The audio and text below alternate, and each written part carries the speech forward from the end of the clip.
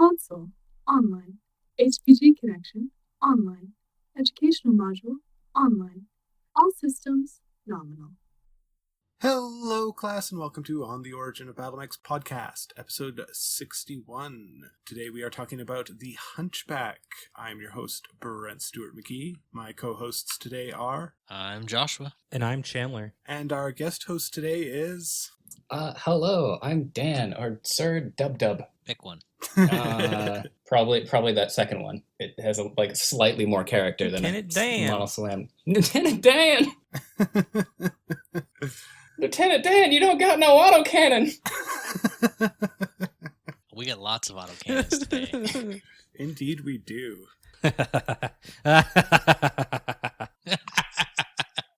Today we are talking about the Hunchback as well as the Hunchback 2C, because of course we wanted to make sure Chandler got all his rage out in one go. You hate me, don't you? It's cathartic, isn't it? It's tough love. Something like that, yeah. I'm going to show the clan some tough love.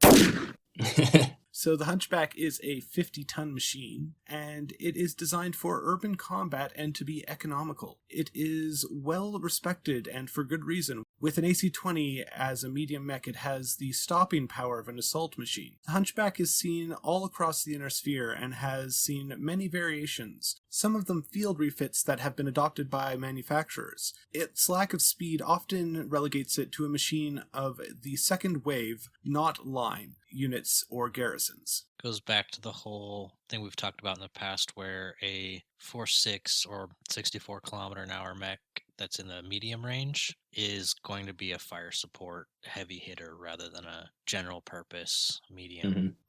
But seeing as it is economical, it finds a home quite nicely. We're also going to talk about the Hunchback enjoys buildings.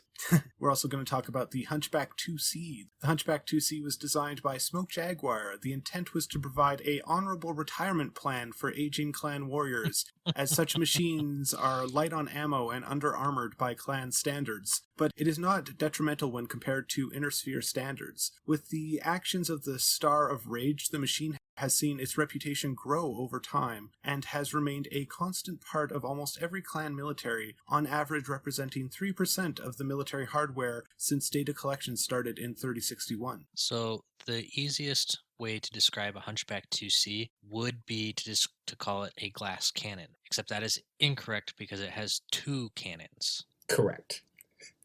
So It's a glass like- broadside? Yeah. A glass way to piss Chandler off. What are you kidding about? It's a fun mech. It's an insult to the Hunchback name. Granted, it could still murder one. So the Hunchback has the design quirks of having battle fists, and the Hunchback 2C has the design quirk of having a bad reputation in the clans. They're both 50-tonners. They're both very angry. Can I step in here and give the whole personal commentary on why I absolutely love this machine? Absolutely, the conch is yours. Okay, basically I fell in love with the Hunchback by playing it sort of like in the sort of live servers of MechWarrior Online after the Founders Program. Yes, I was one of those dorks. I know, I get it. We're gonna move on past that right now. It's okay. I'm a founder too. Yeah, and something about I hadn't really understood what the appeal was for a machine that has average movement, fairly tough armor, and just one really, really big gun. The Hunchback is, in contrast to a lot of other medium and even lighter mechs that tend to be very generalized, very flexible, something like a Shadowhawk, which has in its stock configuration has a medium laser, an AC5, an LRM, a little bit of an SRM, a little bit of everything. You can kind of do everything just fairly well. It's specifically designed for combined arms warfare and to be flexible and at least useful in any sort of particular tactical situation. The Hunchback takes that entire mythos or that entire design ethos and just chucks it out the door and says, no, this is a Hetzer. This is a tank destroyer. This is a machine that is specifically designed to kill other mechs. It's not really going to be useful against infantry. It's not really going to be useful against tanks or armor or anything. I mean, it could be, but it's wasteful when you use it like that. This is a stone cold killing bulldog of a mech, and that's one of these things that I have absolutely fallen in love with, and could probably continue to just rant for hours just about like the sheer character and grit of this wonderful little machine. It is a wonderful little machine, and I think Chandler will agree with Oh, you yeah. on that. Yeah, no, he is 110% correct. The Hunchback is like, what was that about maneuverability? I don't know what you're talking about. I'm just going to have a really big gun. Right. And if they get close, they're going to And die. like this is something that has been just like percolating in my brain over the last like week or so as we've been sort of like getting into the headspace to discuss this machine in particular. Two things that's always sort of stuck out to me as like what is a Hunchback pilot like specifically? What is like the thing that you think of when you look at like any sort of like random mercenary company, and like which person is the like that's the Hunchback pilot, right? What is their 'Cause, like, mindset? How do they carry themselves? Right, like a catapult pilot or like a general long range fire support pilot. I feel like they to me they feel kind of like sort of like generous and like even like kind of bubbly, right? Like the catapult pilot is like the company grandma that like makes everyone cookies and rains hellfire down on their enemies from afar, right? Or is affluent and often will buy a round of drinks for everyone. Right. Okay, sweetie, I hear you needed help. The Hunchback is a mech that is specifically designed to kill other mechs, right? It's not designed for this sort of like broad range of like combat scenarios and situations. It's also not designed to be a straight out frontline sort of like spear point sort of machine. Mhm. Meaning that a Hunchback pilot, if they're really good or if they're like really into their role, they would be almost like, I feel like they would be ostracized a little bit in any sort of company that they're in as like a necessary evil, right? The Hunchback pilot, probably out of all the rest of the mercenaries, has the most mech kills and probably has the most blood on their hands. So this is me just thinking off the top of my head, but maybe a good way to articulate it is when you play cards with him, he's always out for your entire stash. Yeah. And like that's the reputation that they have, and it's sort of up in the air whether or not any particular pilot is actually going to live up to that reputation. Like sometimes it could be someone who's completely different from that. I, being the nerd, have like written a couple of Hunchback pilots or the same Hunchback pilots in like different versions of themselves, and they don't fit in that mold like specifically, but are treated in that way simply because of the role that they fulfill on the team, right? Mm-hmm. So they're probably like treated with a little bit of distrust and a little bit of like, we don't really want to have you around, but at the same time, you're kind of like, you're our ace in the hole, right? Like you are the person who is going to put an AC-20 into the back of this awesome that we have like finally pinned down into a corner, and you're going to be the person that actually like puts this enemy down. Mm-hmm. Now I've not written much, but I have dabbled a little bit, and one story I have written, which was admittedly very rough, so do not ask me to share it, had a Hunchback pilot, and they had the persona of not a step further. You know, like when I show up, I stand my ground and no one gets past me, you know? Yeah, the Hunchback doesn't start fights, the Hunchback ends them. Yeah. I can see it. I think the Hunchback, most mechs can have pilots that have all sorts of personalities, but I think the Hunchback is one that can have a lot of personalities. Mm-hmm. Because this is actually one of the very first mechs I ever faced off against on the tabletop when my father-in-law was teaching me, and he took a 9-hex shot at my archer. Ooh. And he destroyed its arm in that first hit. And so to me, Hunchback pilots are aggressive because they got to get in there and they got to get their shots. They're risk takers because they know they've got a lot of armor for a medium. The Hunchback is a very well armored machine for its size. It is. So to me, they're aggressive, they're risk takers, and they're kind of the daredevil, Top Gun, Maverick kind of mech pilot, because they've got an ego because they know they've got the biggest weapon. They know nobody else wants to stand up and fight them. Right. They may be popular, they may not be popular, but that's their person there. They might also have like a bit of short man syndrome because they have an AC-20, but it's only 50 tons. Yeah.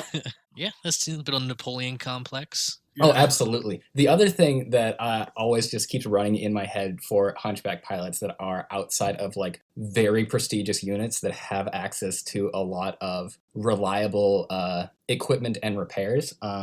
There's always that thing of like fighter pilots or mech pilots. They're like kind of a superstitious lot, right? Mm-hmm. So my thought here is that you can tell a Hunchback pilot is a Hunchback pilot almost invariably by the fact that for whatever reason, they have something covering their right eye.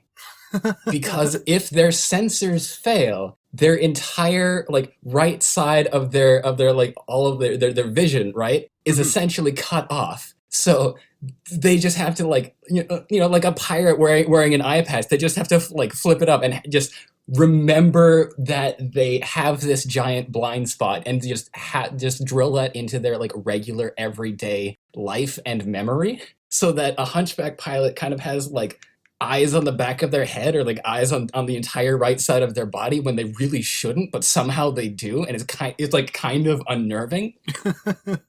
Yeah, I can see that. There's a great fantasy story that deals with the guy who fights in full plate. He's been doing it his entire life, and he gets into a fight with this little lightweight skirmisher, and he knows, like, he sees the skirmisher disappear around the side of his armor, and he's just like, okay, they're moving that fast, right? They're going to be right here, and basically lashes out with his shield going the other direction and catches them a backhanded blow, and then spins around and gets them. Just kind of that sense of, all right, they were moving like this. I'm anticipating where they're going to be, and I'm going to be, instead of tracking them, I'm going to try and anticipate them. Mm-hmm. I pulled that exact move in the sort of like half-finished animated film Freehet. Went up on YouTube a couple of months ago, right? You have that exact scenario. We have like a Jenner pilot strafing around a Hunchback, right? It's circling like I think it's circling clockwise around the thing, and the Hunchback, instead of trying to track this Jenner as it's like trying to get behind it, it just turns the other way and cuts its leg off with an AC-20 shot. And it is absolutely beautiful to see that torso bounce and just rip itself apart. That is a great bit of animation. I looked up a bunch of like NASCAR and IndyCar crashes to just have a light mech just tumbling apart and bits flying off everywhere. The leg goes like shooting off into the stratosphere. Yeah, it's fun. Light mechs are fun to animate.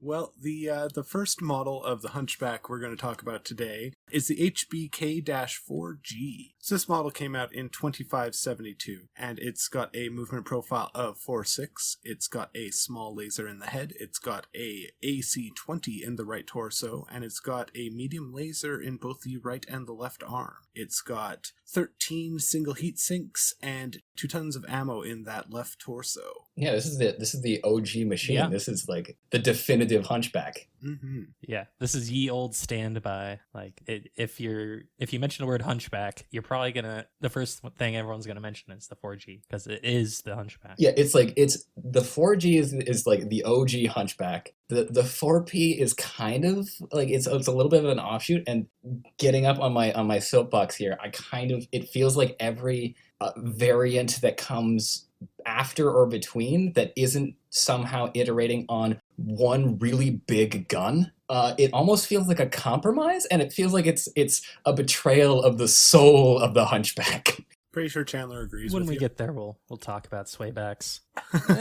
Kind of. Yes and no. Yes and no. Yeah. It's not just prototypical of the Hunchback itself. It's prototypical of that whole 4.6 support medium profile. You've got a weapon profile that this is what you do. For the Hunchback, it's the AC-20 close range big hit. For the Trebuchet, which we haven't done, it's 60 tubes of LRMs for that long range fire support. Yeah, very much a part of that second wave I mentioned. Mm-hmm. Or just combined arms. Like this is not a generalist where you do a lance of Hunchbacks. This is a guy who's got a role and you use him in that role. Something that I always sort of loved about the fact that the ammo is stored in the left torso and the actual cannon itself is in the right is I kind of imagine like the ammunition feed mechanism goes right underneath the cockpit. And if you have a Hunchback pilot that's like experienced enough, they'll know the cannon is reloaded before they even get like the little indication light like flicking on because they can feel the cannon load under their feet. Yeah, they just know the vibrations. Yeah. Yeah. See, now I was under the assumption that that tank over the left shoulder was the ammo bin. Am I incorrect in that? Yes. Okay. I actually do not know. What is that tank? Some sort of comma ray, maybe? That's the beer keg, man. Or yeah, it is. Well, if you're in the FR, it's mead, but basically, yeah. Yeah. Fair. Alcohol keg. We'll I mean, settle. either way, you could still like see that feed mechanism kind of like. Oh, yeah. Even if it's in the drum, you could see it like turn 90 degrees to get into the cannon. It has to get its in basic somehow. function is Oh, yeah. Yeah. No, I'm not saying I was like, instead of being right underneath there, it comes kind of in from the back. Yeah, that would probably make more sense if you have an ammunition cook-off, it just takes out the ammunition drum behind you and not the entire mech. Mm-hmm. Yeah, that tracks. The other thing is, on looking at the art, that's always kind of weirded me out, is the way the head looks. See, for me, it's always how far set back it is. Well, I mean, that's part of it, because the classic art, it's almost like some sort of ancient people's pyramid. It's got shutters. Yeah, the aesthetic that I really dug in the MechWarrior Online, and it kind of carried over into the Kickstarter resculpt of the Hunchback, is that cockpit kind of reminds me of like a Bobcat digger. Yeah. You know? Yeah. And they just like stuck that onto this big old barrel Yeah. chest. So it gives it this like nice solid industrial look. There's nothing elegant about this machine. It is just a brute, and I love that. Yeah, that is what a Hunchback is. It is gun. It is gun. It is gun before Hollander was gun. Yes, essentially. It is the original gun. Name AC-20. Job AC-20. Position AC-20. Siblings AC-20. Yeah. UAC-20. LB-20. So the other thing about the old school art is it's got like these big beefy feet and just cylinders of lower legs, and then like the upper legs kind of are very squared off all of a sudden, and they kind of stick out a little bit in the art, at least from the way it looks to me. Yeah, the original line art is not great. I think it has a lot of personality. Don't get me wrong. It is positively dripping with personality. Yes. Difference in inflections. I'm going to go out on a limb and say the redesigns are a bit of an improvement. I will not disagree with you. Sorry, Chandler, you were saying? Making my way downtown, walking slow, got a gun, and I'm gonna kill you. I was making a joke off of making my way downtown, but Hunchback edition. Okay. You don't like those beer keg shins and giant school bus feet? Well, on the I mean, original art? To be honest, the thing I like the least about the original line art is the feet. Everything else is fine. It's the feet. Those feet just ugh. Is it because they're so tall? I just want to rip them off and replace them with something that looks actually like a foot. I mean, the redesign Kickstarter art fixes that for sure, and it looks absolutely fantastic. In fact, Yeah. it keeps a very similar pose, I feel, but makes it a little bit more actiony and more, solid looking. right. Yeah. It has battle fists that actually look like it can punch something. Yeah, and I like that it moves the cockpit a little bit more forward as well, so it looks Yeah. less shoved It- back. It looks more hunched over. Yeah. Yeah, and it looks like you can actually see through the shutters. And they're less shutter and more roll bar. Yeah. To protect you from the flying parts of enemy mechs. The optional unlockable skin is it's not shutters, it's like blinds, like vertical blinds you can open in and out. The peripheral version, there's like a curtain. Yep. Yeah. The thing Hunchback with shower curtains in the cockpit. Yeah. The thing about the cockpit being moved forward that I really liked is the old art always felt, to me at least, like the cockpit was designed to catch shots with how far it was back and being nestled right up against the barrel of that AC-20. Oh yeah, I could see things just like bouncing right in there. Yeah, but it's angled back, so you'd hope it would deflect off, whereas the newer art tends to angle forward, so it feels like more like a shot trap to me, where it directs stuff down into the upper chest. That's fair. Yeah, and the new art, it's just flat. Like the Mhm. redesign, it's just a flat piece of metal and glass, which I think is a good in-between, especially since the Hunchback tends to be very a heavy industrial look, which having all those angles, like, oh yeah, it's got like a 45-degree angle, like it works, but not as well as it just being square. Yeah, Hunchback doesn't seem like it would mess around with any sort of fanciness like angled armor. They would just put more on it. Yeah. Well, I mean, economics is a thing, and the less you have to cut things down into angles, the easier they are to put together, right? I don't know. I'm thinking just more. Just make more rigid. Just big old, give it like a big old bubble of reactive. Mm-hmm. Roll it around everywhere. Anyway. Well, the 4G has a battle value of 1,041 and a point value of 28. We then come to the 4H in 2819, and it has got a movement profile of 4.6. It's got that small laser in the head. It's got an AC 10 in the right torso, and then it has 2 medium lasers in the right torso, and then a medium laser in the right arm and a medium laser in the left arm. Still has 13 heat sinks, and it's got 2 tons of ammo for that AC 10. Don't hate Chandler. I mean, the 4H is the 4H is the natural progression from the Hunchback 4G. It's like we made this awesome Street Fighter. It will rip your face off if you come within his city or he goes into your city. You're gonna have a bad time. But as soon as he gets out onto the open plains outside the city into suburbia, he's not gonna have a good time. He just doesn't have the reach. AC 20 only throw things so far. Yeah, and so that 4H is the natural replacement, and it takes a minimal amount of work to do. I mean, you take the AC 20 out, you put a AC 10 in, and you got some extra space left, so you slap a couple medium lasers in there because who doesn't have 20 medium lasers sitting in their storage shelf? And so in MechWarrior Online, this is kind of what I prefer. I use an Ultra AC20 because 3067 tech, why not? Right. But no one's going to blame you for that. The longer range just makes it much more useful because you can participate when the fight's not just up in your face. Now for the HBS Battletech game, I prefer the AC20 on there just because of how much damage it does. But when you're moving fast and fluid in a real-time environment, being able to continuously poke and engage long range is very, very nice. Yeah, I'm going to backhandedly agree with all of these assessments. The Hunchback 4H, in my opinion, is better but boring. Because Dub wants big gun. It's better, but in a boring way. Yeah. Welcome to whenever I read the new recognition guides, does it have AC 20? No? Chandler said, I'm going to go play with my Hunchback. It feels like a compromise. That's literally... It feels like, it'll work. You think I'm joking. You robbed it of its soul. Can confirm. That is me in the chat. Well, and I think that's interesting from a military standpoint because in the military, you generally want boring. Better and boring. Keep it simple, stupid. Just that's what you want is something that is reliable. It does its job. It's not flashy and expensive. It just gets out there and does what it's got to do. Mm-hmm. I don't know. I'm still seeing plenty of modern MBTs that just have the giant KV2 fridge cannon. Those are definitely things that still exist. It's not perfect system.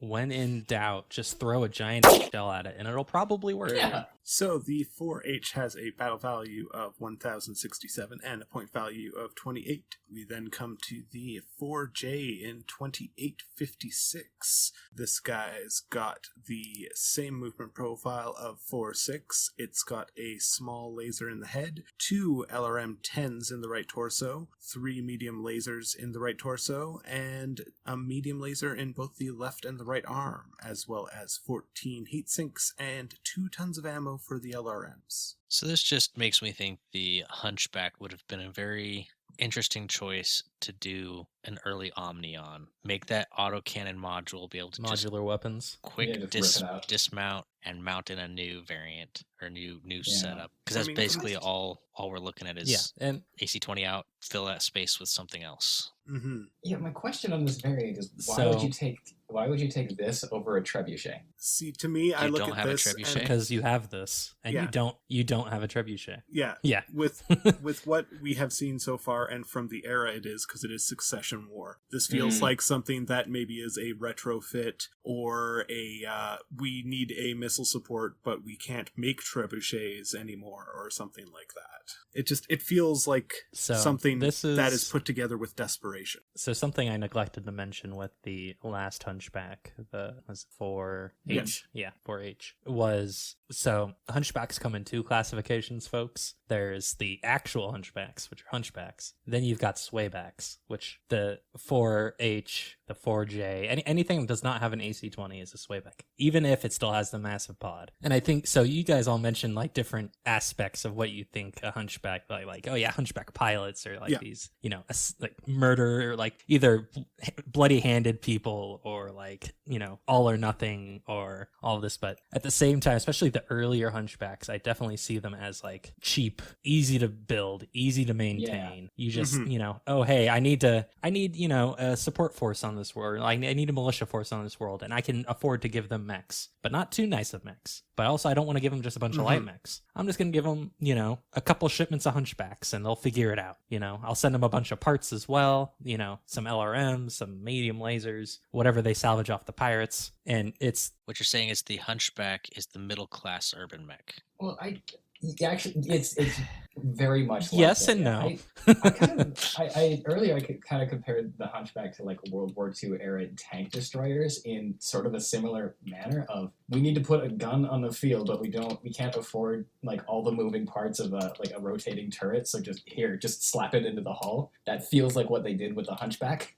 Yeah, and Go ahead, Chandler. I think that's the real beauty in the Hunchback is it's got so much cavernous space in the frame. Like even just from a like rules nitty gritty looking at it that way, if you look at some of the earlier Hunchbacks, if you take out the AC-20, there is nothing. It's just an engine with legs and there's some lasers in the arms. You could put anything in this thing. You've got your left torso is just ammo. You could put lasers in there. You could put other weapons in there. You could do anything with a Hunchback. If you have an engineer or a technician who's like, you know what, you're willing to pay me enough to do this, why the hell not? You can rip out the autocannon and put like a little house in there. The Hunchback is the classic Volkswagen bug of the 50-ton media mech world. So you're saying it was an Omni-Mech before it was cool?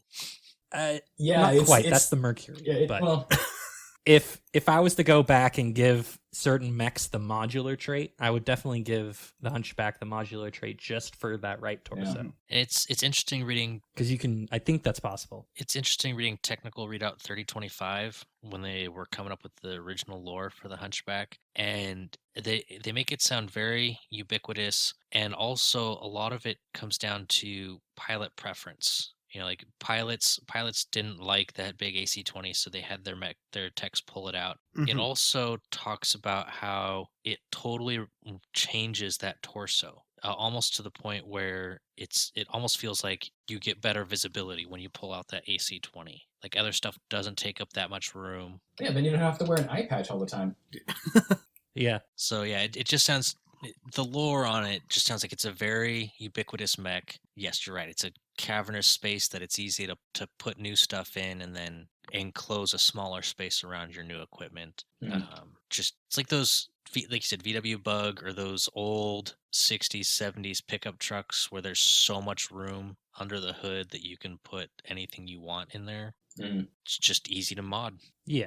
And especially as time goes on, you definitely see a lot more of what you were saying with the, they change the whole silhouette to an extent. A lot of the early Swayback variants are much more like, oh, hey, I don't want AC-20, but also still want gun. So I'm going to just shove gun where AC-20 was. Whereas a lot of the later ones, they'll take that whole like AC-20 assembly off and then sink the weapons into the torso. Indeed. And we'll see that later. So the 4J has a battle value of 1143 and a point value of 31. We then come to the Hunchback 2C in 2856. And of course, it has some different art. And we mentioned a lack of visibility on the Hunchback. You can double that with the Hunchback 2C. Yeah, this is just straight up tunnel vision. Yeah. Which, I mean, if it's a mech that you're just supposed to die in, you might as well. Yeah. So the 2C has a movement profile of 464. It's got 2 ER medium lasers in the center torso, and a Ultra AC-20 in the right torso, and an Ultra AC-20 in the left torso, and a single ton of ammo in the left and right torso each for that. So you only get 5 shots. It's got 12 double heat sinks, an XL engine, and endo steel. So is that 5 shots between the 2 autocannons for 10 shots total, or is that like 1 shot on the left, 1 shot on the right? You have 10 rounds. You have 10 shots total, yes, for 2 guns. So you have 5 total shots for both of them going at once. And if you double tap, that goes down drastically because, well, you get less bullet. Right. Or more It's bullet, also I guess, technically. interesting that it has 4 jump jets when you could have put more ammo in. Or armor. Yeah. Or armor. Although I but guess highly trained elite clan warriors don't miss. That's their that's their like ammo conservation strategy. Just don't miss. Yeah. well, what's really scary, other That than the sounds fact about that right. you've got 2 Ultra AC-20s instead of a single standard AC-20, is the medium range is right about what the long range is on your standard Hunchback. Mm-hmm. So not only can this guy put out twice as much damage, well, up to 4 times as much damage in a single turn, he can do it with much greater accuracy, on top of theoretically being a clan warrior who can place his shots better. Mm-hmm. Yeah, and even if he is a Solama who was a even if he was a True Birth who's now washed out to being a Solama, he's still going to be better than Joe Schmo the Rag Man Inner Sphere dude. Yeah. Who has his Grandpappy's Locust from the first Secession War. Absolutely. But I mean, this mech should be targeted and killed quickly, because with 2 Ultra AC-20s, you can theoretically put out 80 points of damage in a turn. And that's just with your Ultra AC-20s. Which is a lot. The massive trade-off with the 2C from the regular is it almost halves the armor, and it hurts. Like the Hunchback, the standard Hunchback almost never drops armor, if at all. I don't even think it does in any of its variants. If anything, it just goes up. Whereas the 2C is like, you know what, we don't care about these people. We're just gonna slab on a minimal amount to what we think, get them just enough to get in close, and then whatever. That would be the retirement plan I mentioned. It's also got a Clan XL engine, which reduces its survivability even more, although not as bad as an Inner Sphere XL. Yeah. Because it's just got And honestly, the I don't think the XL engine's too much of a sin in air quotes, just because at a certain point, especially with clanner machines, you want to pack on as much gun as possible due to the whole dueling culture that they have. So it's more vulnerable, but if let's just say the Hunchback 2C does its job right, you're not going to have to worry about that. Or if you're some Solama, you want to die anyway, probably, or you think you want to die, so why worry? Go kill your. What I want to see is take a pilot, right, that has somehow managed to make an urban mech work for them, okay? Mm-hmm. And you give that pilot a Hunchback 2C and put them in the exact same environment again, and just watch like some sort of Predator movie play out in front of you. Like, I want to see an urban mech pilot in a Hunchback 2C in some sort of like ruined industrial environment, and like some clan or like some mercenary lance has been sent in to try to hunt them down, and they get picked apart one by one by this like ungodly thing that just fades back into the shadows after delivering enormous damage. All right, I have an idea for an animation for you to do. Yeah. There's a cop with an urban mech, and he's cornered by some organized crime that he's been hitting, and they all open up on his urban mech, and it's destroyed. But then the criminals realize he's not in the urban mech. Oh, he's in the Hunchback that just powered up.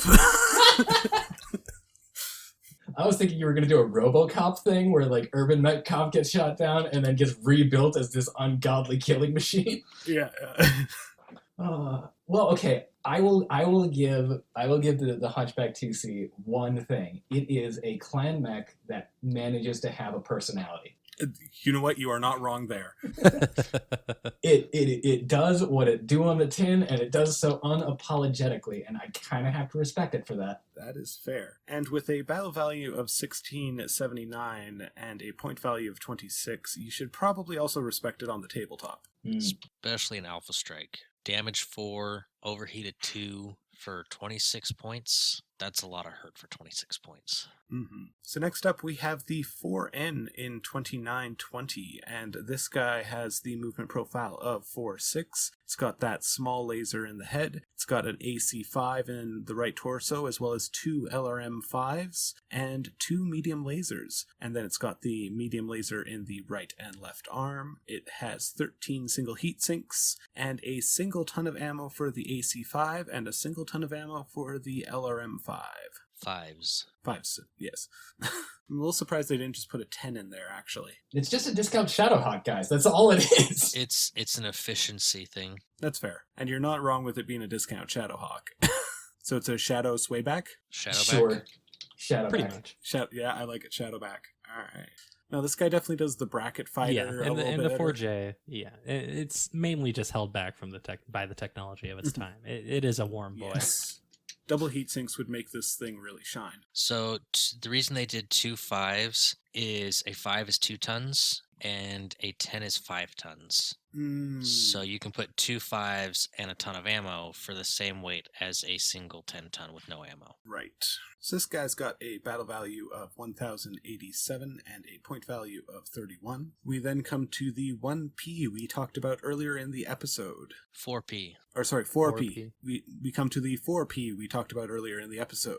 Keeps that movement profile at 4/6. It's got the small laser in the head. It has 6 medium lasers in the right torso and a medium laser in each of its arms, as well as 23 heat sinks. So I mentioned there was 2 kinds of hunchbacks, swaybacks and hunchbacks. I neglected to mention there's a subcategory of the swayback called the disco back.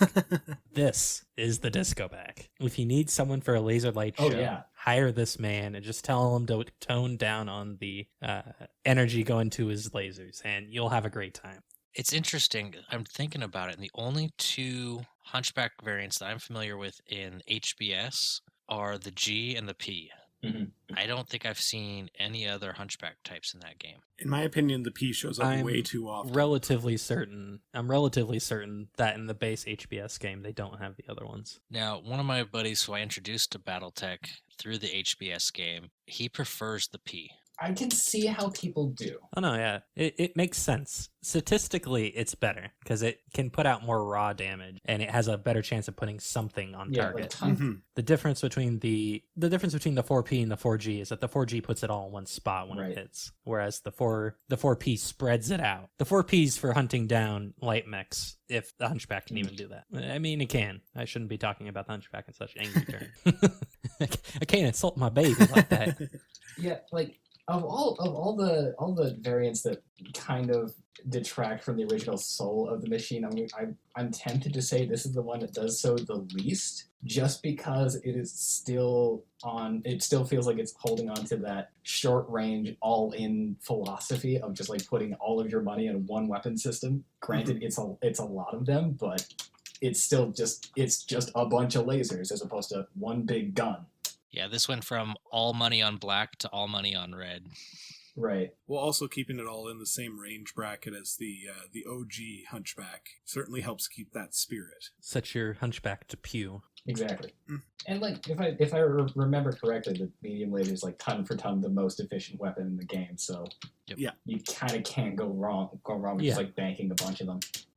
Oh yeah, it's the Hunchback 4P is a Nova but cooler.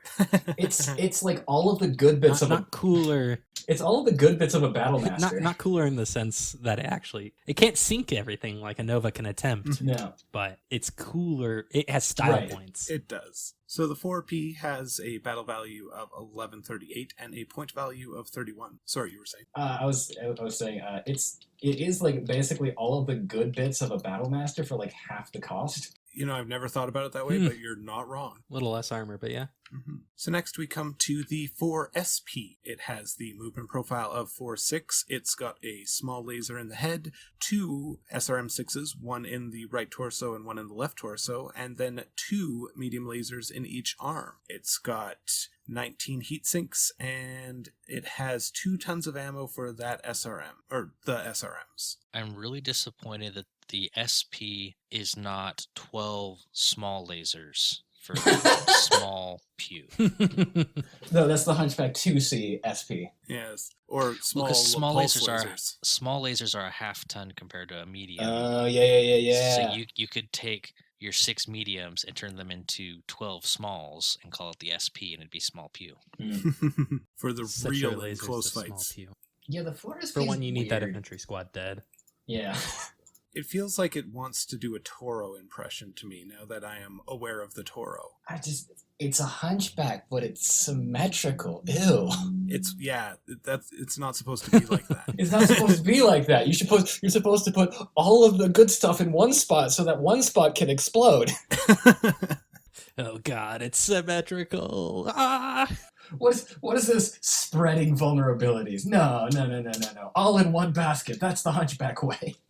I don't know how I feel about this, because I'm not a fan of relying on SRM6s for your main weapon. No, I feel SRMs are a great garnish, but they're not the main dish. Now, it does work when you're playing MechWarrior Online. I've got a Griffin that basically looks like this with 2 SRM6s. But, like I said, I don't know how I feel about that. I do like the fact that you're not losing a side doesn't wipe out your firepower. So that's good. And then it is a very efficient Alpha Strike Intersphere medium with 4 points of damage, good armor and structure for that weight class, and only 30 points. It's slow, like all Hunchbacks, but it's a lot of firepower for that weight and that era. Yep. Later, we will run across my favorite swayback, and it is very similar to the 4SP, like almost the same. I'm excited. Just fancy. So the 4SP was seen in 3025, and it's got a battle value of 1043 and a point value of 30. We then come to the 4G Shakir, seen in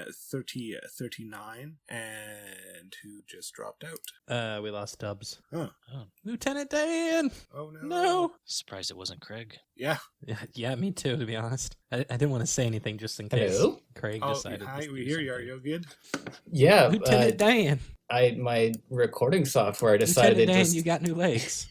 recording software decided that it needed to update randomly, and for some reason that closed Discord. I don't know. Here, back now. Hello. Hi, good to have you back. Lieutenant Dan. Okay, 4G Shakir. The 4G Shakir.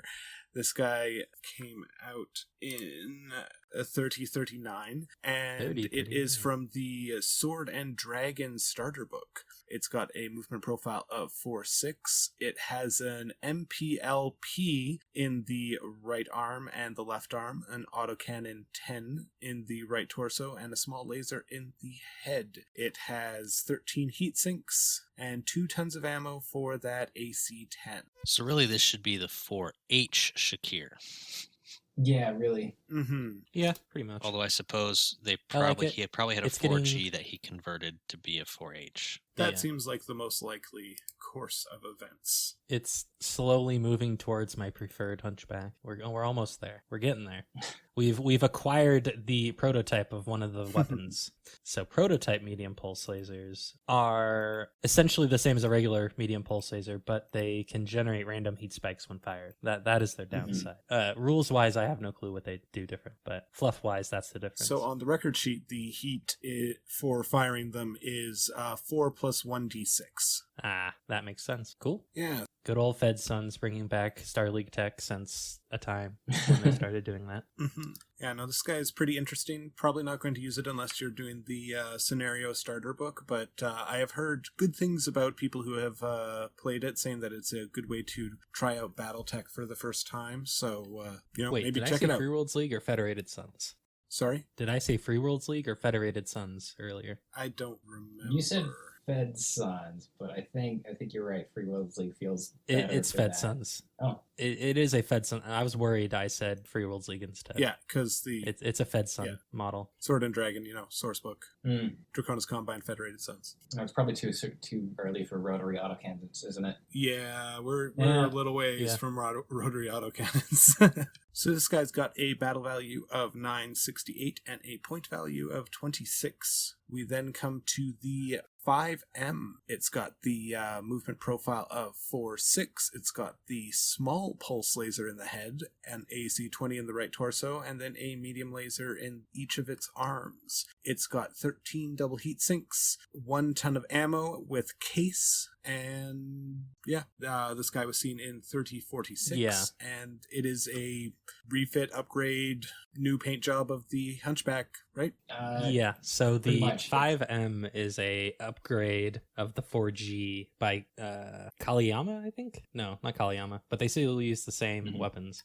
I believe But it's the biggest problem I want to say Earthworks. and the reason the biggest issue with I think Kaliyama made the 5M, but the biggest problem with the 5M is the single ton of ammo. Yeah. And even fluff wise, everyone disliked it because it only has a single ton. That is 5 shots with an AC-20. You will not get through a game. You will not get through a city with 5 No. shots. It's 1 ton of ammo on a Hunchback that's actually going to survive for a bit. Yeah, you don't go into a gunfight with one Yeah. clip.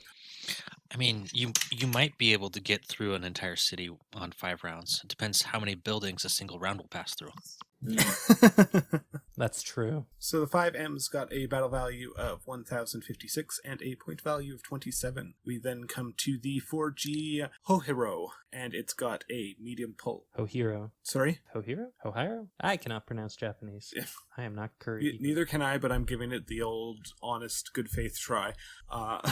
This guy was seen in 3056, and it's got a movement profile of 4-6. It's got a medium pulse laser in each of its arms, a Ultra AC-10 in the right torso, a ER small laser in the head, and a C3 slave in the center torso. It's got 14 single heat sinks and endo steel, and 2 tons of ammo And in ferro. the right torso. I have one problem with this mech. It has... And what is that? It's What? unique. Yeah. Yeah. Because it's solid. This is a We're good almost there, machine. guys. We're almost there to the creme de la creme. We're getting closer. We got the regular version of one of the weapon systems. We got the endo steel. The The pulses. Ultra AC-10 has nice range. getting You've got there. that C3 slave to make use of it. You've still got good armor. The medium pulses, whatever, they're nice backups if somebody gets close. But this is a Mhm. nice little fire support, sit back and kind of snipe guy for a C3 medium lance.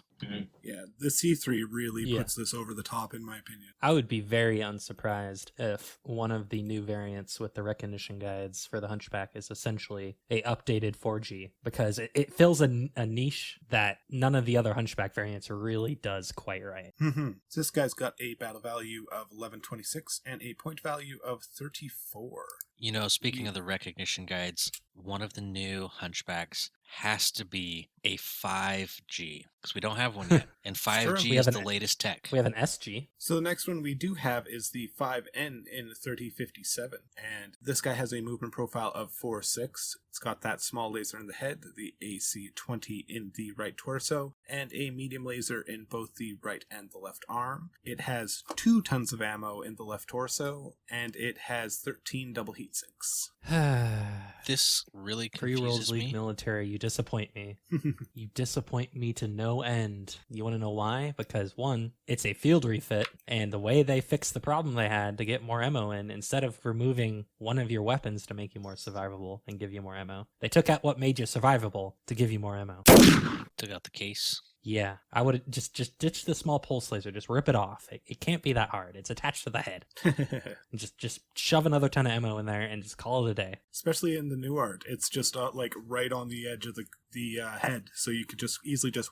What really bothers me about this, or I don't understand about this, is why is it a 5N when it's just an updated 4G? The 4N was that Shadowhawk light with the 2 LRM5s, AC5, medium lasers. Like, this has no design heritage back to the 4N. Yeah, there's not really a design through So- line or nomenclature for these. My answer is, so the 5N is directly built off the 5M. And N comes after M in the alphabet. That is probably the exact reason why it's called that. Couldn't you have done a 5M2 That would make too much sense. or 5MR for a refit? But all That- our nomenclature must be special and is- unique because we are special and unique. Yeah, this is pre Jihad Free Worlds League. We were not exactly the smartest. Or no, this is pre Halas. Oh no, I think Halas is in charge. So this is pre Reforms Free Worlds League. So we weren't exactly the smartest. Not get known that. for your bookkeeping. Maybe we kept too many books. So this guy's got a battle value of 1041 and a point value of 28. We then come to the last model of the episode today, the 5S. And this guy was seen in 3058, and it has a movement profile of 464. So the first inner sphere Hunchback with jump jets. It's got a small laser in the head. It's got an LB-20XAC in the center/right torso. And it's got a medium pulse laser in both the right and the left arm. It's got 10 double heat sinks and endo steel and case to protect that ammo in the left torso. And it's nice to see with the LB, you have 2 tons of slug and 2 tons of cluster. Let me guess. This is the one Chandler's been waiting for. This is the Hunchback for me. The one thing the Hunchback has always been missing, the Innersphere Hunchbacks have always been missing, and what just takes away from its ability to be the ultimate city fighter is the lack of jump jet maneuverability. However you feel about jump jets in classic BattleTech, the fact is that if you're in a city environment and you need to go and kick someone's ass on the other street over, if you have jump jets, you can jump over that building instead of having to walk all the way around and then maybe miss them. Mm-hmm. It's just a big urban mech, and I kind of love it. I kind of love that about it. Yeah, I mean, in urban settings, jump jets are really force multipliers. Mm. And then you get the LB-20X, which, while also giving you cluster ammo, which is one of the best ammo types in the game, you also get that extra 3 hexes of range off the regular AC-20. So you get that nice 12. So you're just coming, you get a little bit more range. You can just reach out and touch someone with it. Give them a little coochie coochie coo on the chin. It's just a bit of bird shot. It's fine. Yeah, I'll This bookmark this for This was my original baby.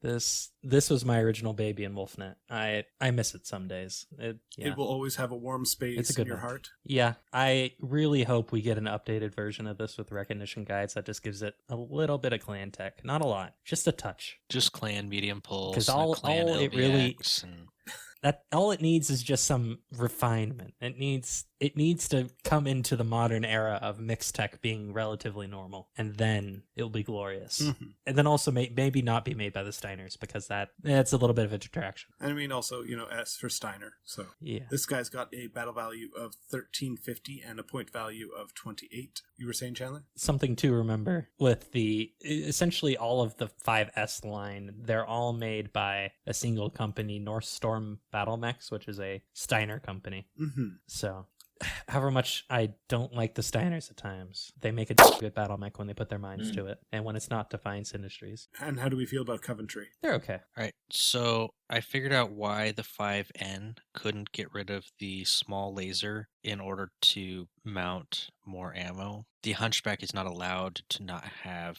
a small laser. Every single Mhm. variant that we've talked about tonight, with the exception of the Hunchback 2C, which I don't think really counts anyway, has either a small laser or a small pulse laser. And the only one with a small pulse laser is the 5M. Every single one has that small pulse laser in the head, or small laser in the head. It's true. Maybe there's something in the design or contract for licensing that's like, no, you can't remove that. It has to have that.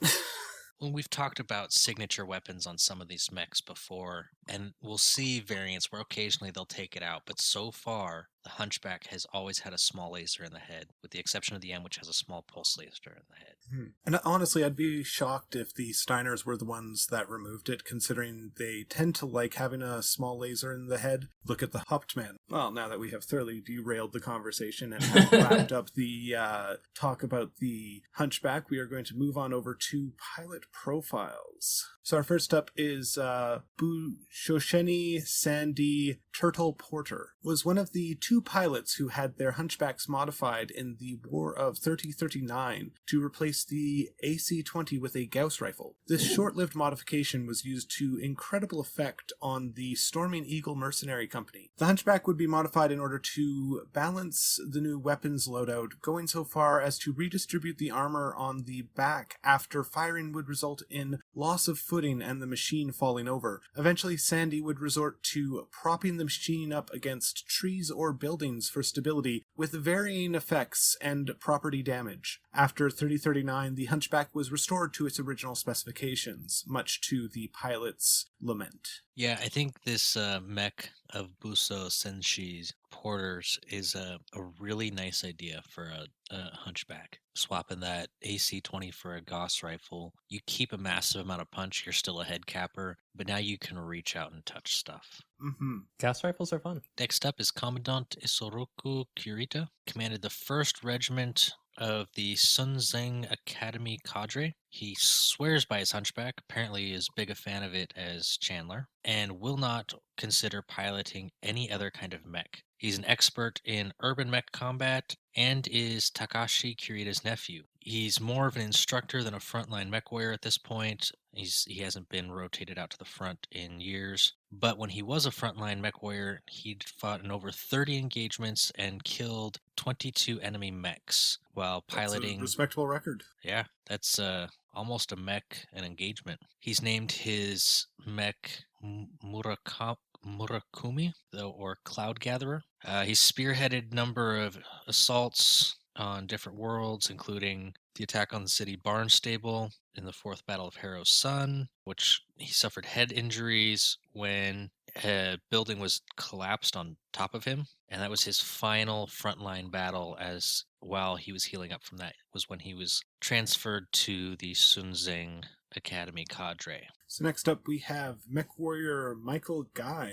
Michael won their current mech in a game of rock, paper, scissors against another dispossessed mech warrior when their infantry platoon captured the Merrick machine. He has named the ride Never Again, but his comrades believe it is only a matter of time before it does happen again, as he relies on the same tactics that got his victor shot out from under him. I mean, his tactics aren't... It's not a tactic. It's how you shoot a gun.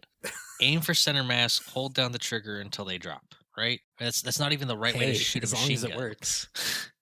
But that's not a tactic. That's just how you engage a target.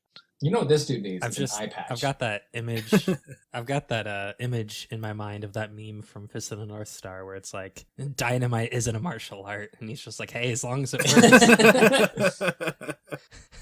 As long as it works, it's a strategy. It might not be the smartest or the one that works the best, but as long as it works. We have Captain Sean Phillips.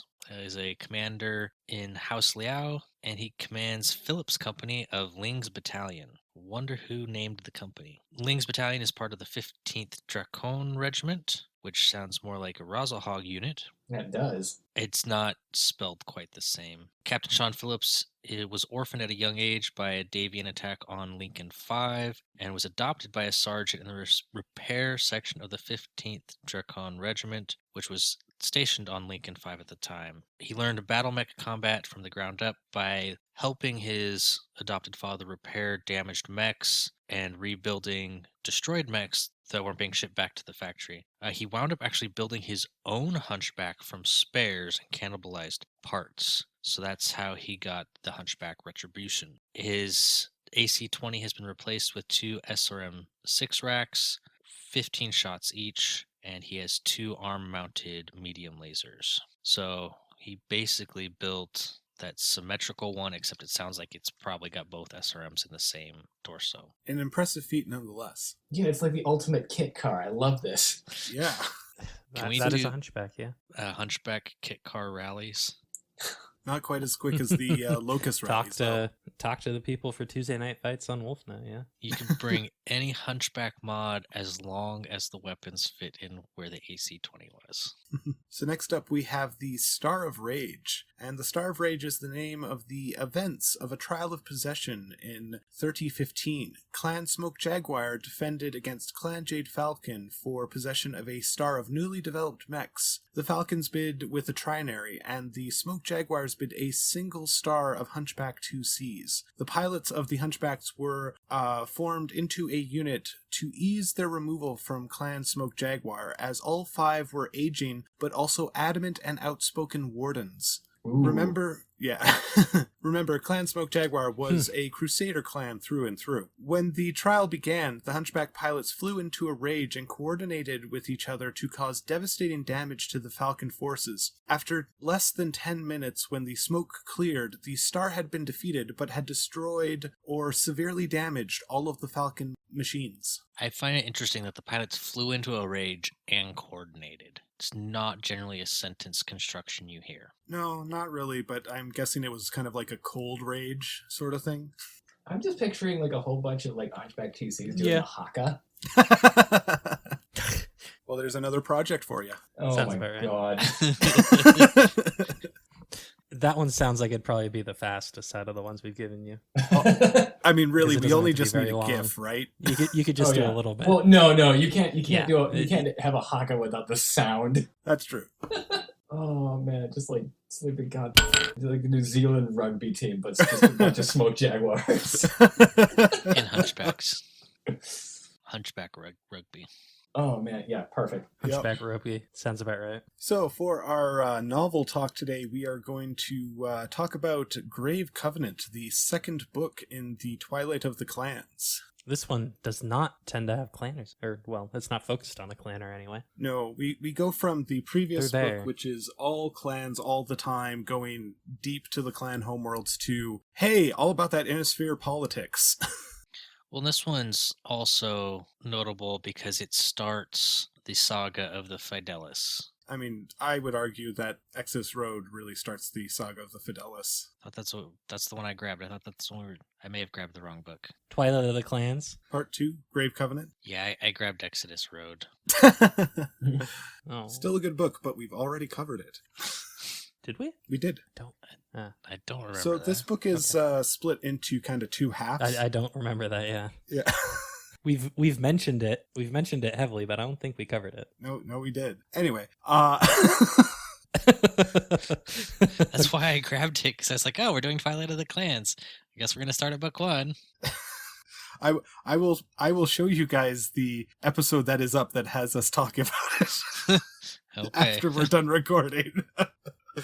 So we have Grave Covenant, which is split into kind of 2 halves. We have the first half, which is all centered around Tharkad and the political machinations of setting up the Second Star League. And then the second half is about the operation taking out the Smoke Jaguar in the Inner Sphere. So I done a big brain goof when we were talking about Exodus Road, and I thought we were talking about the Blaine Leopardo book that comes after the end of the Twilight of Forever the Clans Faithful. series. Yeah. And I was like, no, we haven't covered that. We've mentioned it, but we haven't covered it. No, we covered Exodus Road, folks. I'm just stupid.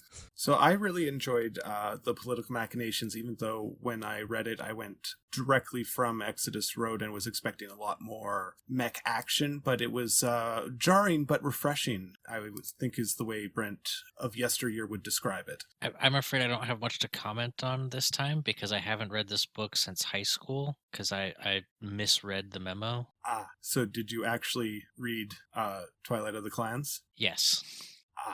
Cool. Well, I read Exodus Road because when you say yes, Twilight yes. of the Clans, I think Exodus Road, and then Yeah, it's the Galahad is the episode where we talked about Exodus Road. so Yeah. Awkward. Well, we're just going to muscle on Yeah, through I because very much enjoyed it. I really enjoyed it a lot. The memorable stuff that I remember from having read it long ago was you get to see Victor enjoying his time with the Karitan delegation, and there's some practice sparring that they do in the where I'm not sure the term of it, but they practice maneuvers or strikes, and I thought it was a fantastic character building moment. So they're sparring. Yeah. Yeah. They're beating each other up, but not to kill each other. Mm-hmm. Yeah, that's the one thing I remember or the main thing I remember from having read it in high school was this book, this kind of series of Twilight of the Clans was the first time you really felt there could be a truly unified inner sphere where, Victor and Theodore could get along and make it work between their houses. Mm-hmm. And I mean, of course, it's and not peace tech, so it wasn't going to last. But it was a nice, kind of window in an alternate BattleTech where things could be good for people. Yeah, I forget. Is this the one where Victor almost gets assassinated on Luthien? Or is that the next book? I believe that comes later after he returns from the clan homeworlds when he's in exile. But I might be misremembering. Okay. The other thing that I think is interesting to note is this is the book, if I'm remembering correctly, where Katrina gets choked by Phelan Kell, which is the thing that she references or is referenced by Alaric when his mother grasps at her throat when she's remembering things, which I thought was a particularly neat little through line. Interesting. Yeah. I vaguely remember that. Although, looking back, I would have expected it to be Vlad who was choking her out more often than not. But I imagine she has pleasant memories about that. So this was the first book that I read that had Catherine Steiner. Let us not pollute the name of Katrina Steiner with her presence. Catherine Steiner. This is the first book I read that actually had her. Like, I had read some short stories from the very end of the Civil War where she's desperately trying to hold on to power, but the writing's on the wall kind of thing. Yeah. This was the first one I read where she's actually not quite at peak power, but definitely can throw political clout around. Yeah, she's on the very upswing. Interesting to see. It's very interesting to see her in such a position and how it's difficult for even her family to deal with her. Just weird. Mm-hmm. And of course, we can see that with her machinations, but she is just barely outmaneuvered, we'll say, by Victor not taking the bait and rising to the perceived affront of her nominating Sun Tzu to be the first Lord. I mean, okay, so sometimes your sibling is like a theater kid, sometimes they're a drummer, sometimes they're a murderous Machiavellian psychopath, families are weird. Families are weird, and falcons are too. It's true. And you don't get to pick your family. At least Catherine isn't the drummer. It's true. Drum dum dum ba-dum.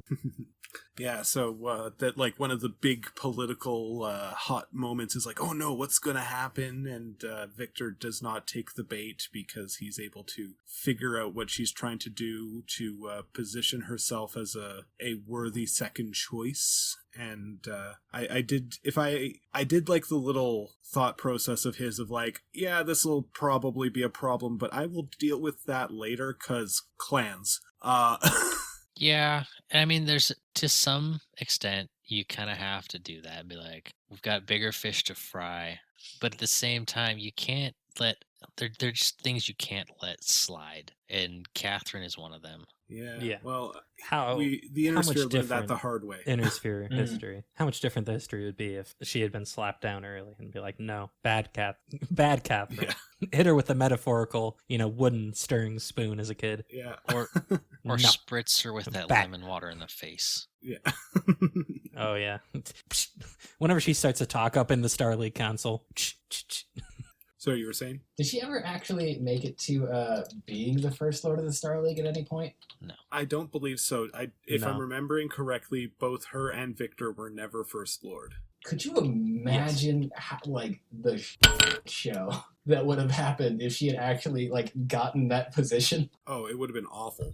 Well, would it have been though? Because here's the interesting thing. Sun Tzu used his power as First Lord to basically free up troops by using Star League forces to garrison Capellan worlds, so he could use those garrisons to then conquer the St. Ives Compact. And sections of the Chaos March. Yep, with Catherine, that wouldn't have happened. And I mean, arguably, you could even if Victor had been more politically savvy, he might have been able to go, okay, Catherine's First Lord now. Great, you're First Lord. The First Lord is traditionally the Terran leader of the Terran hegemony. So we're making you the First Lord of the Star League. We're going to give you some worlds here in the Sarna March and call it the new Terran hegemony. And you're no longer going to be eligible or an heir to the thrones of the Lyran Commonwealth and the Fed Sons, because you took this role as First Lord, and we're doing this. We're pushing you off to the side. Just a thought, but I think that's a big swing. Yeah, and you also have to remember Victor almost was assassinated not too long before. This is the book where he was. Oh, it is almost assassinated on Luthien. Yeah. I want to double check because I was trying to figure out what book it was in. My apologies for misremembering. Yeah, that whole, like, I almost want to say the word scene, but it's not scene. That whole time when he is on Luthien and he is not buddy with the Karita household, but like they're friends roughly. They're like, okay, we have issues with each other, but we're not going to let this get in the way of us being human to each other. That whole scene just is so sad, looking at what happens during the Dark Ages and during what's going on into the Ill Clan period, where the Fed Sons and Karita are at each other's throats again. Mm-hmm. After all of that detente essentially between them with Victor and Omi's, romance. Granted, it was never on like a person level. It was always on like a bigger, royalty level. I'm just picturing that one awkward shot from Samurai Jack where Jack and Aku are just staring at each other and slowly smile. Yeah. Well, and I but with actual, smiling. That was kind of my point earlier. Like this would have been the time to bring peace to, or not necessarily peace, but to unify a large section of the Battletech universe. And I think that would have been a very interesting timeline to see, you get rid of Catherine somehow, and you have Omi and Victor have their relationship go somewhere. And so you can unify 3/4 of the inner sphere. Sun Tzu would get real paranoid about that. Well, yeah. Just a little bit. Okay. So the second half is them kind of digging the Smoke Jaguar out of their invasion corridor and flipping the Nova Cats onto their side. The one scene that always stuck out for me in this book was the warrior who is like assigned to take a planet, and they're like, okay, you got to go down by yourself. They're like, okay, just me and my mech. It's like, no, just you and a shuttle. No sidearm, but you can have a saber or a sword or something. And it's like, how? And they're freaking out because they don't know what's going on. They're not high enough on the totem pole to have been brought into what is going on behind the scenes with Clan Novacat. And so, there's this big trial, and it's like, okay, I'm flip a coin, and he's like, oh, what happens? And the clanner calls Edge. Yeah. Good old Novacats. I understand. Clan society is all about obeying the letter, not the spirit, and finding the most useful interpretation, and in this case, edge case, where to satisfy your notions of honor. But at the same time, just why are they even doing this? Why do they even bother? I think so it's they're for able to comic save relief. some sort of face. The scene is for comic relief. The reason for the Novacats is to save face and be like, yeah, we did a trial. Our trial was a flip a coin.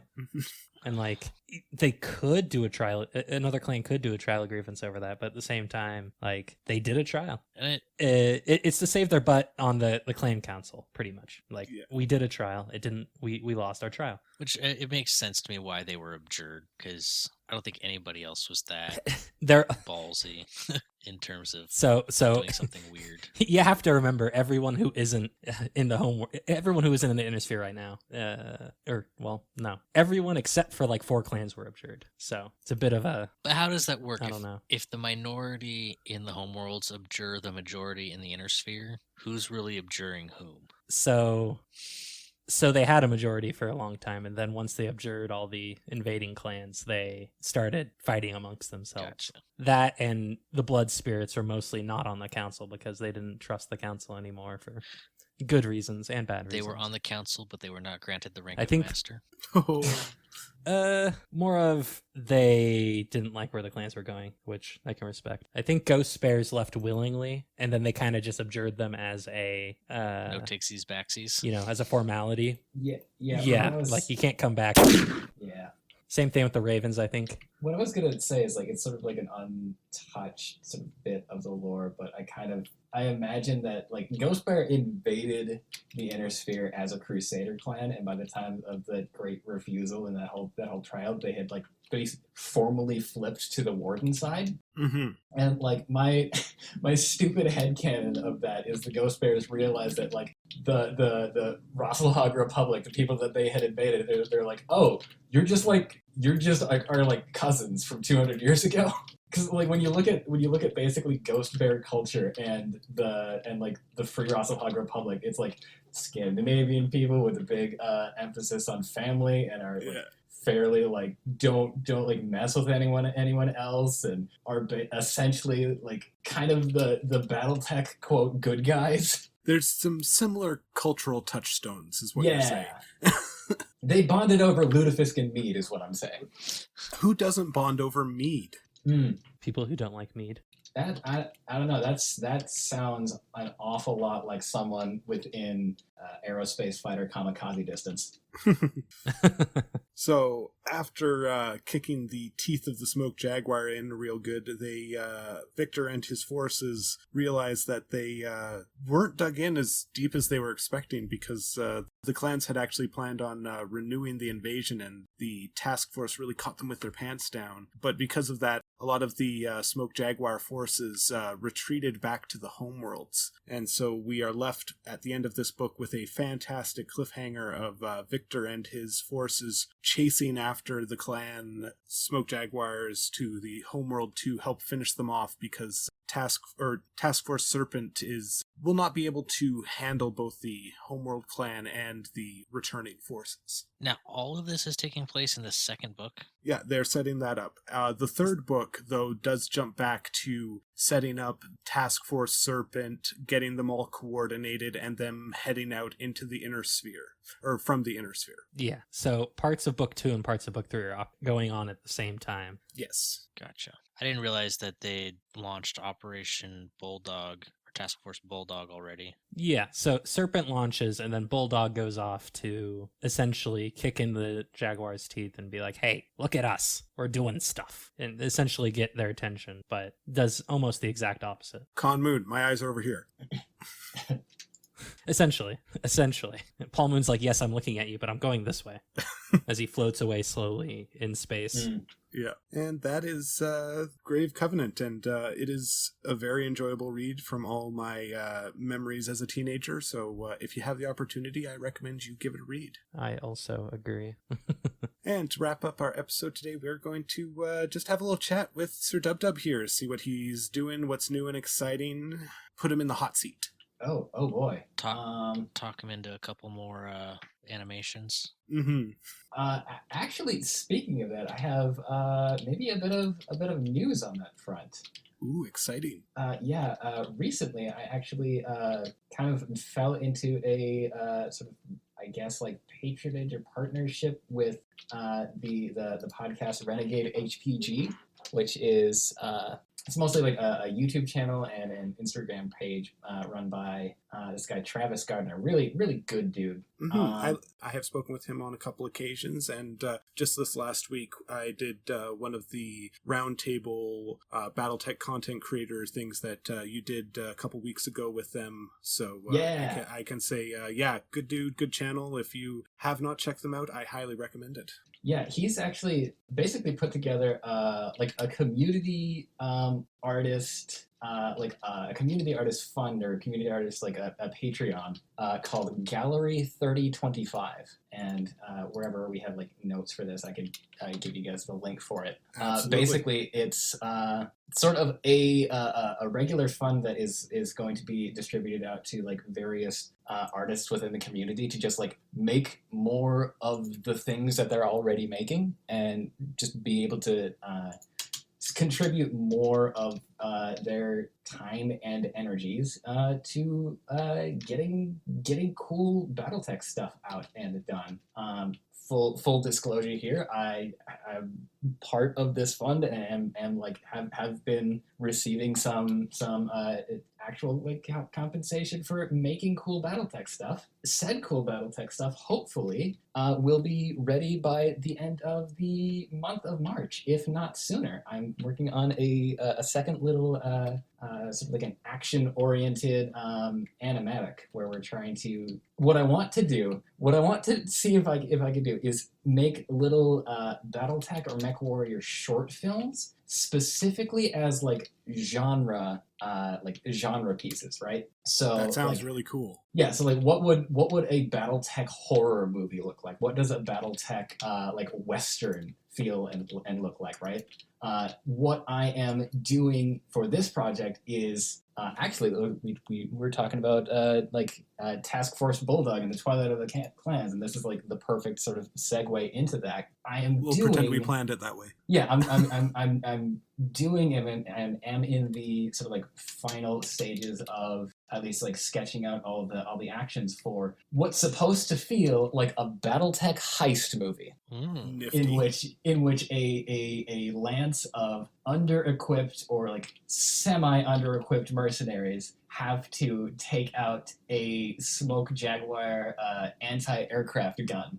And it's defended by like one really big mech and a whole bunch of like elementals, right? And so they've got to figure out ways to like sneak around the back of the thing, and they've got like a whole plan going on. You see like just like cool characters doing cool stuff and being very very hopefully like competent and thinking on their feet and doing all that sort of like fun like heist movie jargon sort of things. So hopefully people will dig it, and we'll see things done with a locust that perhaps no one has ever seen a locust do before. I am excited.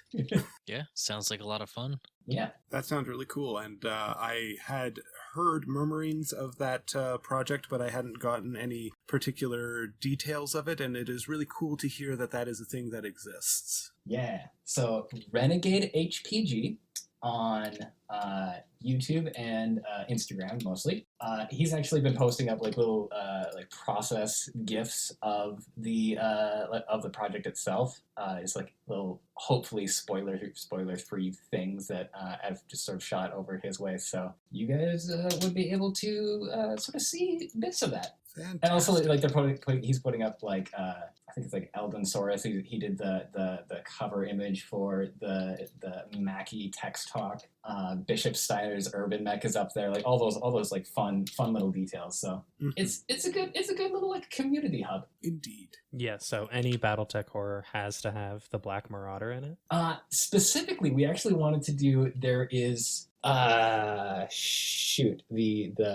book itself is on the other side of the room right now. There's a collection of short stories, and I can't remember the specific title, but it involves a tank company trying to fight off a squad of elementals, right? Mm-hmm. And in order to try to take these guys down, this is like in the opening salvos of the clan invasion. They have never seen these sorts of troops before, so they napalm the forest, right? Oh, this is the shrapnel story. Yeah, and then you see elementals looming out of the flames. And what I just picture for that is just the sheer like madness of just watching a squad of these like 10-foot tall monsters just like ripping a tank crew apart.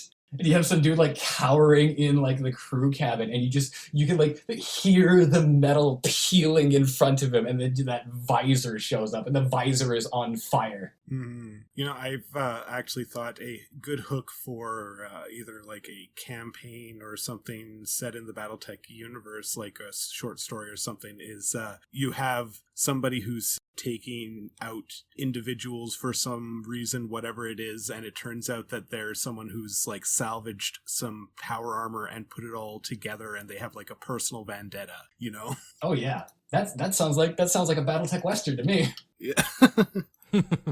Jaegermechs at high noon. I was thinking the most terrifying thing I can think of would be you are locked down into your cockpit, and there's some sort of flesh-eating little creature that got in there, like rats or something. But you can't undog it because you're, in some sort of hostile environment or middle of battle. So you're trying to deal with these little guys inside that are gnawing on your legs. Actually, there was like I think Critical Rocket read one of like the old like battle technology magazine short stories about a pilot who is like stuck on like a lunar environment, and he gets through a bit of combat, and there is a break in the seal of his cockpit, and you can hear the air slowly like hissing out. And that no. Yeah, that's bad. I need that back. Bring that back, please. Yeah.